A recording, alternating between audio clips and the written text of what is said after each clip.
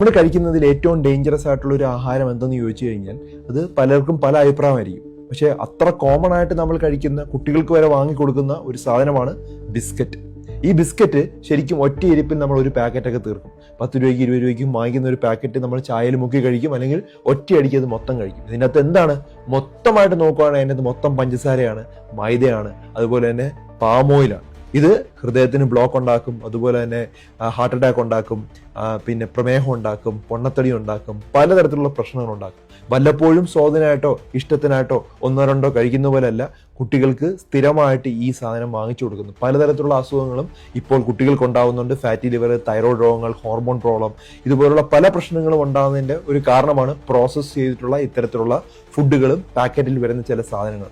ഉറപ്പായിട്ടും കൺട്രോൾ ചെയ്യുക. കാരണം അത്രമാത്രം കോമൺ ആയിട്ട് ഇപ്പോൾ നമ്മുടെ കുട്ടികൾക്ക് സ്കൂളിൽ നിന്നൊക്കെ വരുമ്പം അങ്ങ് പൊട്ടിച്ചങ്ങ് കൊടുക്കുകയാണ്. ഒരു പാക്കറ്റ് 2 പാക്കറ്റൊക്കെ ഒറ്റയെടുപ്പിനാണ് കുട്ടികൾ കഴിക്കുന്നത്. ഇത് ഒഴിവാക്കിയാൽ അത്രയും നല്ലതാണ്. ധാരാളം ആളുകളുടെ അറിവിലേക്ക് ഇത് ഷെയർ ചെയ്തു കൊടുക്കും.